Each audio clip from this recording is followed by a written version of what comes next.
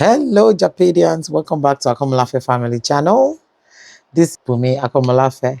So, first of all, I'd like to apologize for that noise. I've put the fan right next to me. It is very hot. And as usual, light is gone again for 2 days now. I know I don't say when they give us the light like 4 days back to back and they don't take it. I only come and rant when they've taken it for 2 days and they don't bring it. And I can't really figure out why they take it, for so long. We're going for 8 hours now, no light. Yeah.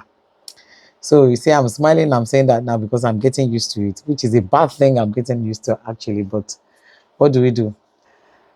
This week, something happened last week. That's 2 weeks ago, stroke last week.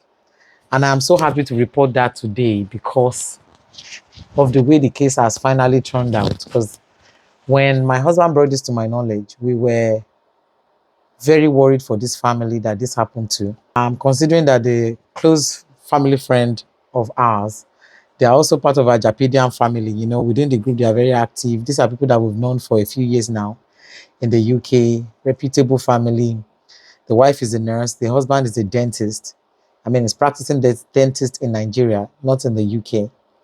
And they have two lovely children, very friendly, devout Muslim, family man. Something happened in their home about 2 weeks ago. I heard about it. And I felt so devastated. I remember I was in my shop when my husband called me and told me. And I could only remember them in my prayers. And, I was discussing this case with my husband and how to kind of support them. We are social workers, how to support them. And I told my husband to reach out to a few colleagues of mine who work within the borough where we live, because we all live in the same area, and see how they could support them. And before I dive into that story, before I tell you what happened to this Japadian family, I want to report Nigerians to Nigerians, if that makes any sense. You see, coming into Nigeria and setting up a business, I won't term myself as a typical business person because I have done business in the past, like a few times, but I won't really call myself a businesswoman. I did my research. I, made mistakes like everybody else, learned from the mistakes. But there's one thing that nothing prepared me for. There's a particular thing that nothing prepared me for. And businessmen out there, they need you to come forward. People come in. I won't say everybody, a particular group of people I've noticed. When they come into my shop, you see my shop is such a place that when you come in to do something else, for example, say you are a plumber, they've said you to come and do something in the toilet, you will end up buying something from that shop before you leave. That kind of thing, because there's everything. Like your eye will definitely catch something, things that are unique, things that you would not find everywhere else. And the joy about the things that I sell both new and thrift. For people who don't know, so because I was trying to create like a charity shop kind of setting in my head. So, and 95% of the things I sell are from, London high streets, and they are very good quality. So when people see that I'm selling one, like if you find a bag, it's just one of that kind. You might find one leather bag and that's the only leather bag. You might find one pair of boots and that's the only, that's the unique. He's got his own limitations, but that's the unique part of things in my shop. So when people come into my shop, their eye definitely catch things. And this group of people have been coming to my shop, and sometimes they say, "Oh, the price is, oh, your price is too high." In fact, when they were saying, "Oh, it's too expensive, it's too this," I went back again to do my research all over again to see what I'm selling and versus what people are selling out there. People complain and say it's too pricey, but I find that they keep coming back. I'm telling you, they keep coming back. I'm thinking, okay, I think it might be a little tactic for them to kind of haggle down price, and it's so annoying sometimes because you're calling something 28,000 naira, for instance. Say there's a bag and you're calling that bag 28,000 naira. They will just tell you, "Oh no, I'm paying 20." And then they are picking the bag like they are ready to move with it. Like they are already on their bank app, ready to transfer the 20. So I'm looking at them like, are you the one that will tell me the price that you are going to pay? Or you are going to ask me how much I want to sell my bag? Because I don't understand what's going on here. And it wasn't just one person or two people. They will just say, "Oh, madam, You know, like they are slashing off like 10,000. They are slashing off like 15,000 sometimes. Oh, like you say this thing is 25,000. And they're telling you, oh, madam, I'm paying 15. And they are ready to start transferring that 15. I'm like, no, that bag is not 15. It's not 15,000. It is 25,000. Ah, madam, you have to. I said, yeah, you just tell me what discount can you give me? And I can tell you, okay, I'll knock off maybe a 2,000 or a 3,000 for you, depending on how it pays me, because I have to consider logistics. I have to consider cost of products. I have to consider paying staff. Everything has to go on the goods, you know. So, and I know that even with all that, and my things are not still overpriced. And they are the one that will tell me what they want to pay. I don't know if it's nothing prepared me for this one. You know, I am going to buy things from people outside. When they tell me something is I price, you know, but not like slashing like 10,000 out over something. How would you expect me to be selling something and overpriced by 10,000 and you think you can just slash 10,000 out of, or 15,000 in some cases, you just slash 15,000 off the cost of the item. So that's one thing that really frustrated me this week. Really, really irritating that people do. I appreciate my customers and I appreciate the fact that, you know, they are returning. So we already have returning customers, guys. So they are returning customers, they come back over and over again. Yeah, they complain. It's like you are eating this pepper soup and you are saying, it's too spicy. It's too spicy. Yet you will not stop eating it. You are enjoying it. So you want good things. You want good quality things. Be ready to pay for them. You know, these are things that you will use and then you will enjoy them. They will last for long. The tendency that you see other people carrying it or using them, people want to wear unique things, you know. So be prepared to, you know, pay because we have to cover shipping costs. So I want to thank those people who have been patronizing us. And I want to say to people, if you are a reseller, I have loads of bags, shoes. You can always buy from me and resell as well because I give that good quality price. I know that for my prices, you can buy and resell. And I'm also suspecting that some of my customers, although they've not told me, but the way at which they are returning to take more and more, I am suspecting that they are buying to go and resell somewhere else, which I don't mind. I mean, that's what we are there for. So if you're looking to resell, I'm there as well. So I'm going to be showcasing some of the things that we sell. I'm going to be showing videos of the shop every now and then. We have a YouTube page now for the shop that we showcasing our goods and the activities that are things that are happening within the shop. Japadians, please do well to go and subscribe to that channel. If you're a true Japadian and you are supporting this movement, you want us to enjoy Nigeria, you want us to keep bringing all these lovely updates to you guys, you want to support Mrs. Akomolafe on this Jakpada journey, please go and subscribe to our London Labels YouTube channel. It's just been opened. We are going to be putting updates about the shop, activities, when goods come in, what things we have available. We are going to be putting them there. So updates about the shop will be coming up there as well. So please do well to subscribe to support our channel so that that can get to many people as well.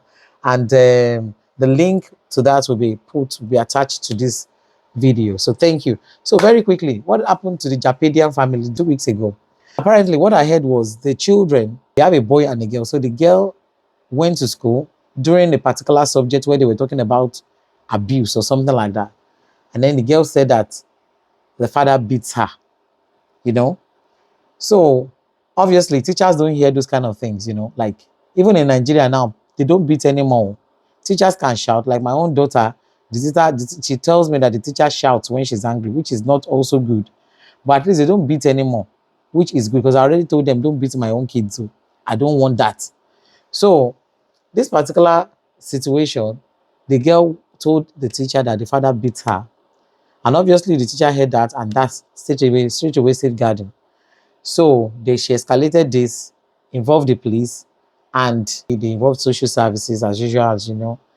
And the man got told to leave the house and he was not allowed near the family throughout the time of the investigation. And I think somewhere down the line, they were obviously investigating further and they were questioning the girl.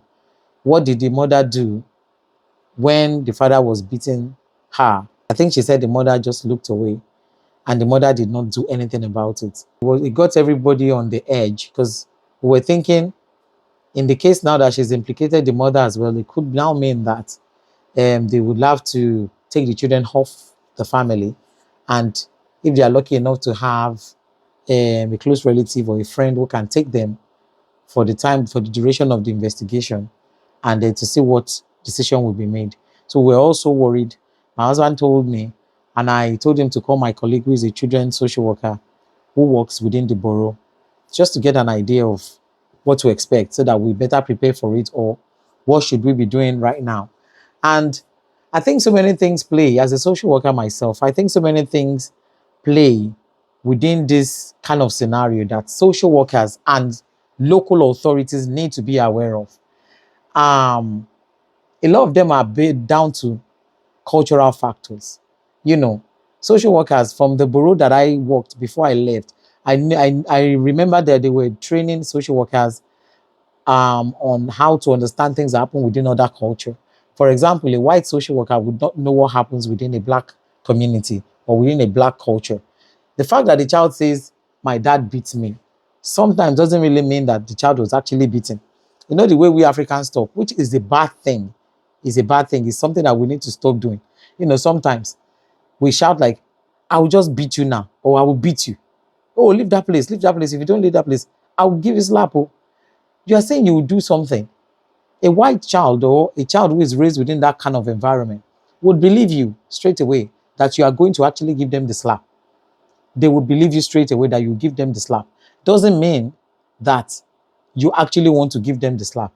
If I catch you there, I will fling you. You know, all those kind of things that Africans kind of say just to get that child to stop doing that thing, but they don't really want to do that. When you say that to a child that is raised within the Western culture, you need to be able to back that up immediately to say, oh no, I didn't mean that. Or you stop doing that altogether, because that child will believe that you are actually going to fling them like you said.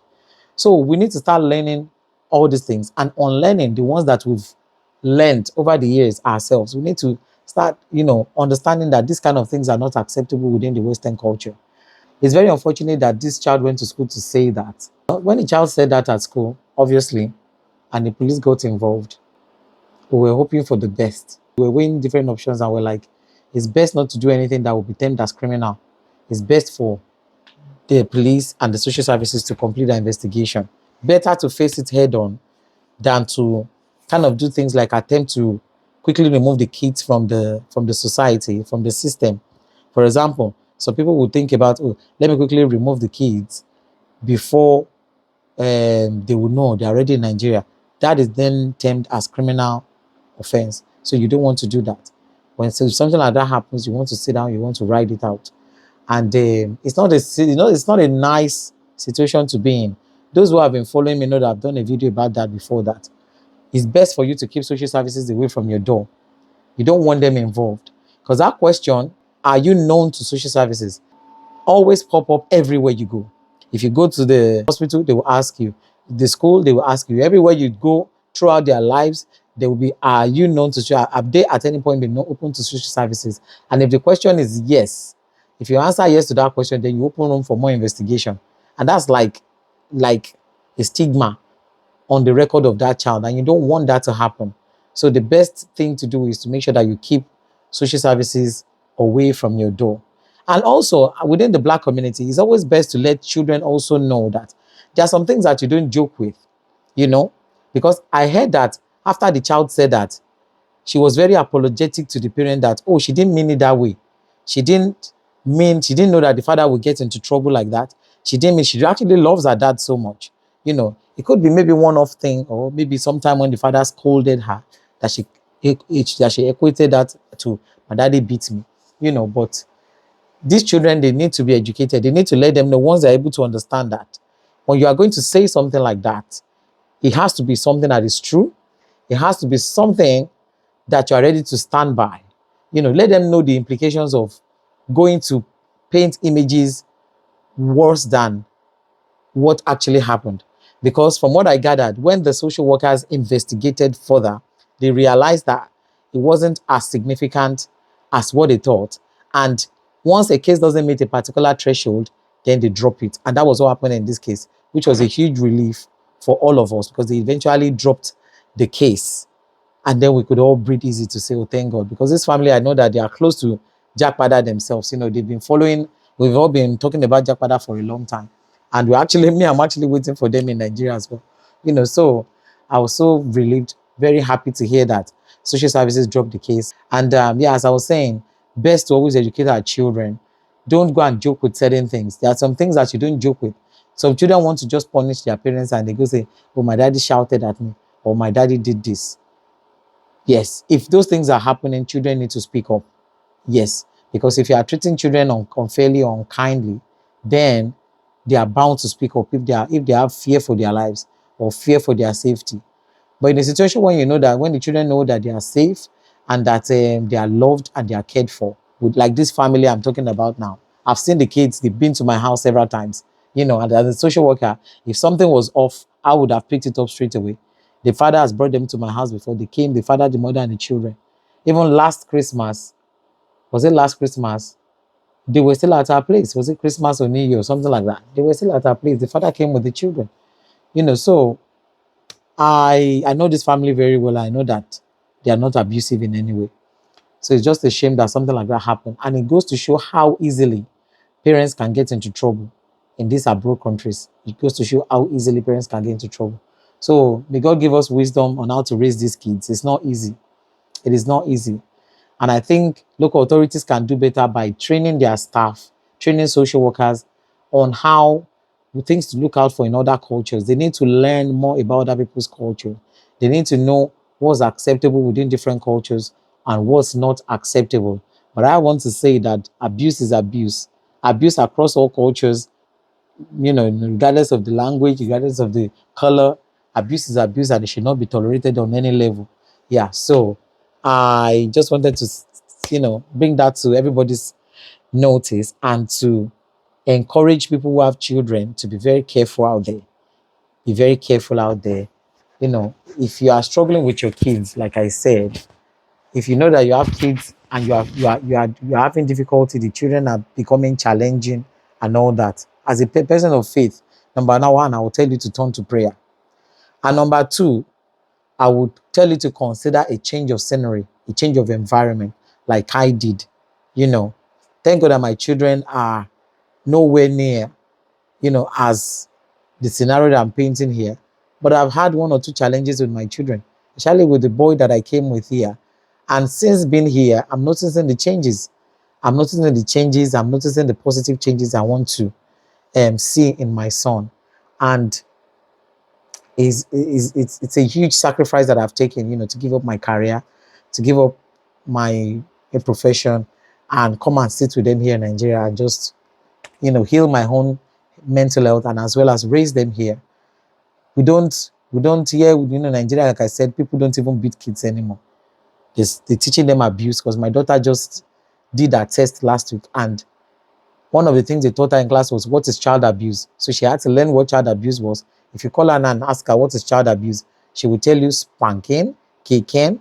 She will tell you all these things. And I see that the child welfare in Nigeria, the children welfare in Nigeria too, they are becoming more proactive. They are becoming more involved in, ensuring that children are kept safe. So it's good to see that happening all over the world.